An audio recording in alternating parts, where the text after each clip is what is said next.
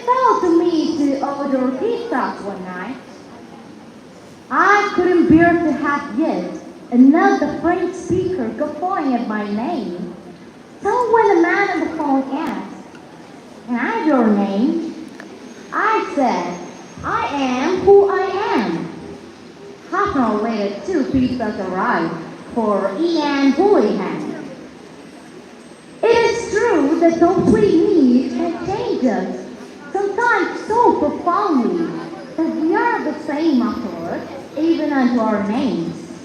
Witness Simon, who is called Peter, Matthew, also known as Levi, Nathaniel, who is also Bartholomew, Judas, not Iscariot, who took the name Thaddeus, Simeon, who went by Niger, and Saul, who became Paul. My Roman soldier stood in the schoolyard one morning when I was 12. I had just arrived. He saw me, and a flash of evil genius lit up his dull mind.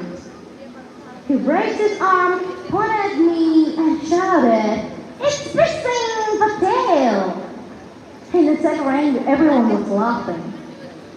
It fell away as we filed into the class. I walked in class wearing my crown of thorns. The cruelty of children comes as news to no one.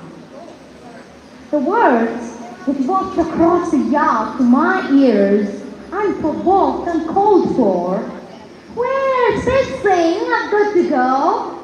Or, "You are facing the wall, are you fixing?" Or something of the sort. I would freeze. Or the contrary, pursue my activity, pretending not to have heard.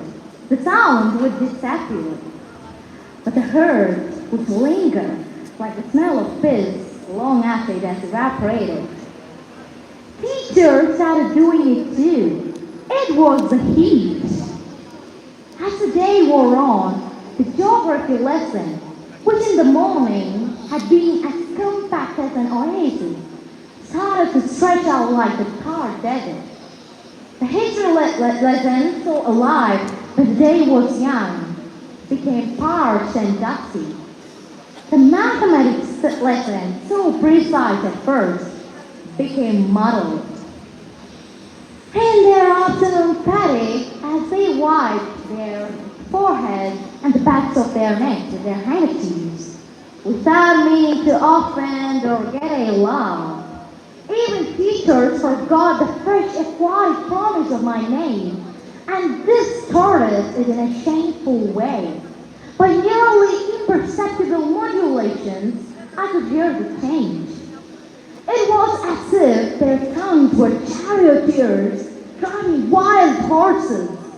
They could manage well enough the first syllable, the P, but eventually the heat was too much, and they lost control of their throaty mouth speed and could no longer rein them in for the climb to the second syllable, the C. Instead, they plunged hell-bent into sing. And next time round, all was lost. My hand would be up to give an answer, and it would be acknowledged with a yes,